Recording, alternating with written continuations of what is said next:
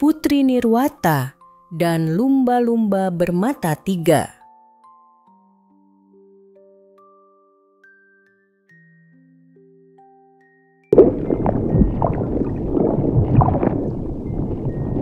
Pagi itu, lautan tampak sangat jernih. Sinar matahari menembus hingga ke dasar karang. Ikan-ikan kecil bermain petak umpet, dan ubur-ubur melayang perlahan seolah sedang menari di dalam air. Timo, si kuda laut yang lincah, sedang berlatih gerakan balet air dengan gaya lucu dan unik. Sementara itu, Sura, si ikan pari yang bijaksana, membantu seekor kelomang tua yang sedang mencari rumah baru untuk mengganti cangkangnya yang retak. Namun, suasana tenang itu berubah saat terdengar suara aneh dari kejauhan. Bukan suara biasa, melainkan seperti alunan nyanyian ikan yang asing. "Nirwata, apakah kau mendengar itu?" tanya Timo, menghentikan gerakannya.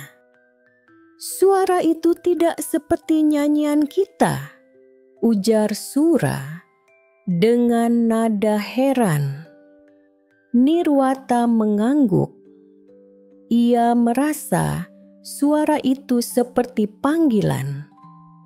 Tanpa ragu, mereka bertiga mengikuti sumber suara itu hingga ke sebuah teluk tersembunyi, tempat yang bahkan belum pernah Nirwata datangi sebelumnya.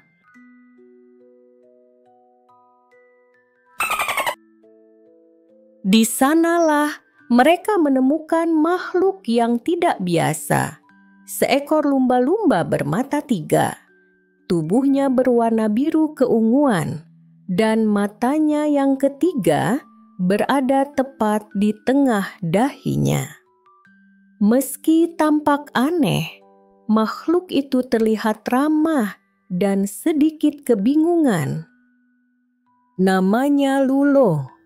Ia tersesat, terbawa arus dari laut jauh, tempat tinggal makhluk-makhluk laut yang unik dan misterius.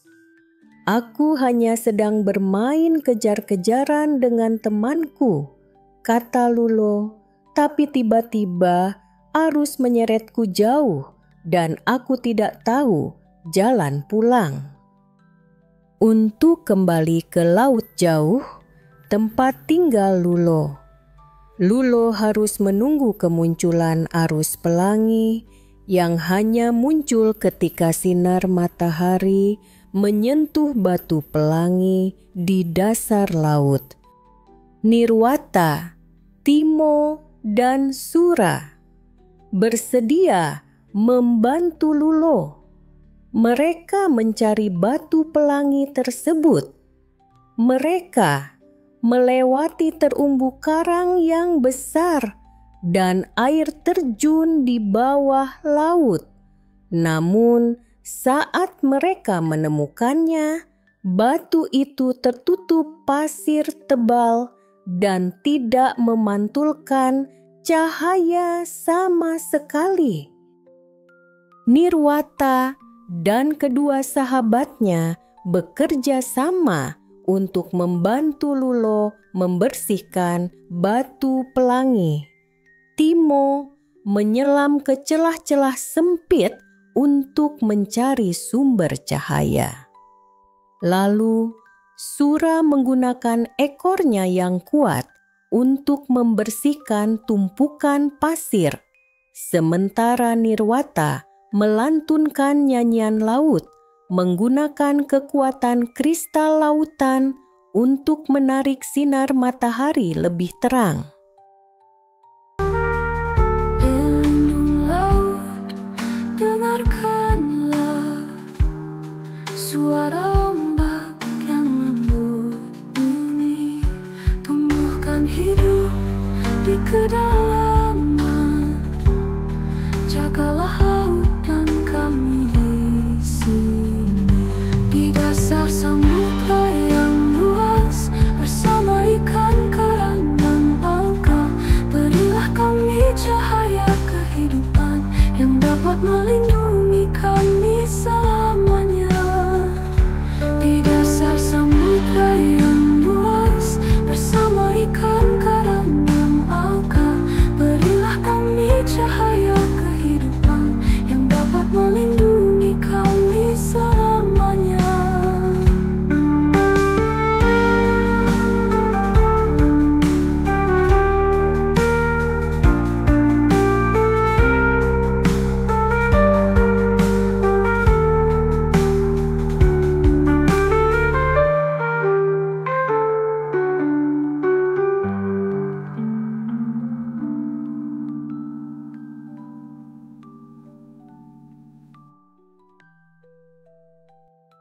Di saat terakhir, sinar matahari berhasil mengenai batu pelangi.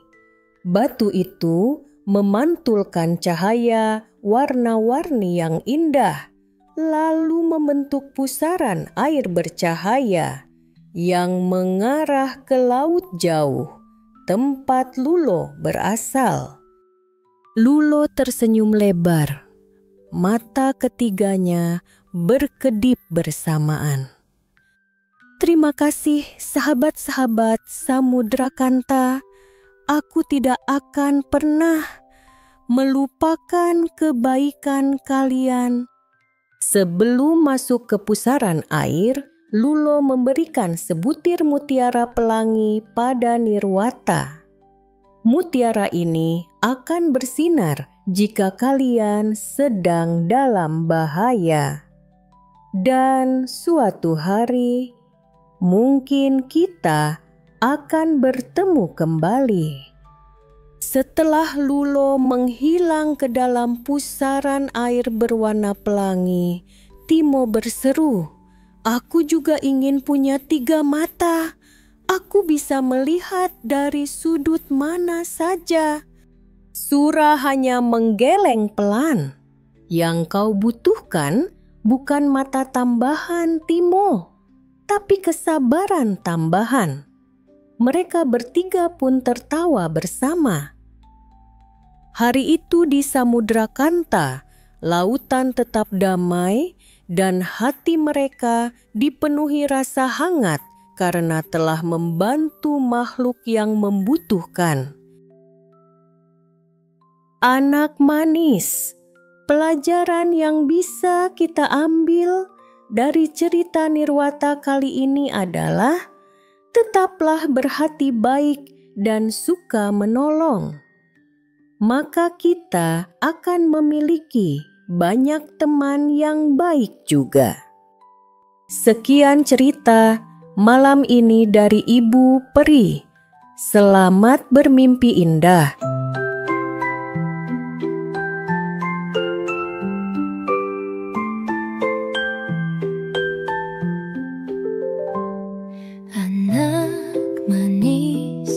Pejamkan mata, peluk bonekamu, tarik selimut, ayo tidur, bermimpilah. Esok pagi ceria